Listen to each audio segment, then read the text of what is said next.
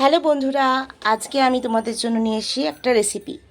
সেটা আমি মুগের ডাল আর লাউ দিয়ে এবং চিংড়ি মাছ দিয়ে করব। যার জন্য আমি সেদ্ধ করে রেখে নিয়েছি অলরেডি লাউ, ডাল আর মাছটা ভেজে নিয়েছি। এবার আমি কড়াতে তেল দিয়ে দিয়েছি, তাতে দিয়েছি জিরে, শুকনো লঙ্কা এবং তেজপাতা ফোড়ন। এবার দিয়ে দেব বেটে রাখা মশলা, সেটাতে আছে আদা, জিরে আর দুটো কাঁচা লঙ্কা।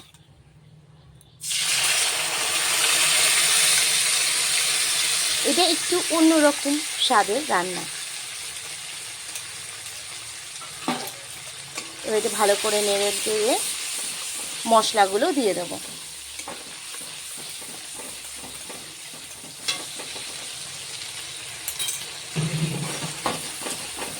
এবার দেব নুন,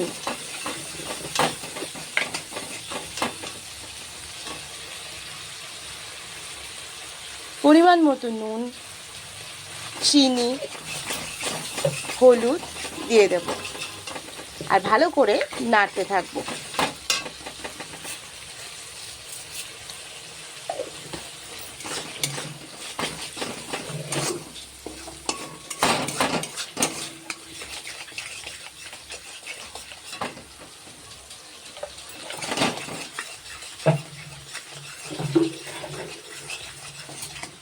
একটা সুন্দর স্মেল আসলে তারপরে আমরা কিন্তু ডালটা দেব।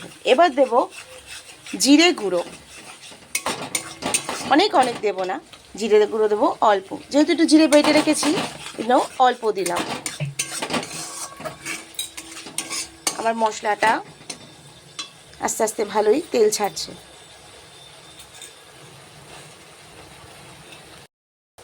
দেখো আমার কিন্তু মশলা রেডি। এবার আমি সেদ্ধ করে রাখা মুগের ডাল আর লাউটাকে দিয়ে দেবো, সেটা আমি একসঙ্গে সিদ্ধ করে রেখেছিলাম।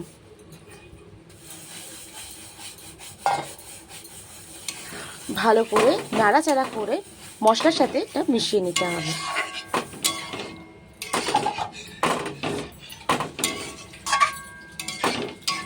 লাউ খাওয়া খুবই ভালো, গরমে লাউ খেলে পেট ঠান্ডা হয়।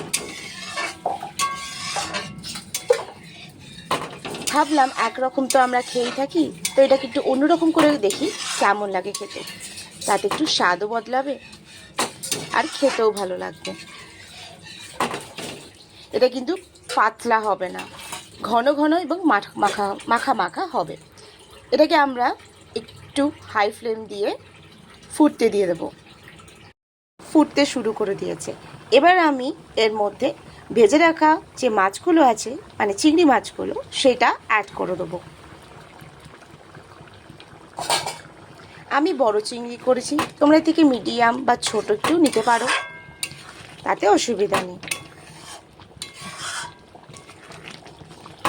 ভালো করে নাড়িয়ে দিলাম।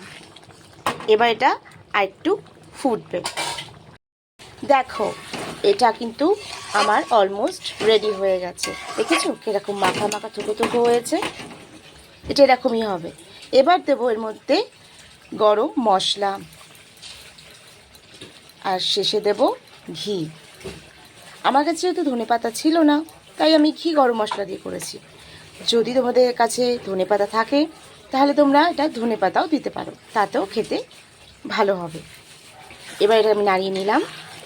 আমার চিংড়ি মুগ লাউ কমপ্লিট।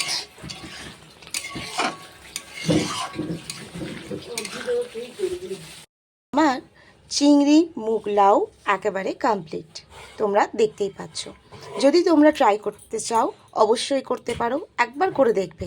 যারা মিষ্টি ভালোবাসো না তারা হালকা মিষ্টি দেবে, আর যারা মিষ্টি খাও তারা অবশ্যই এটা মিষ্টি দেবে। মুগের ডালটা একটু মিষ্টি মিষ্টি না হলে ভালো লাগে না, তাই নাকি?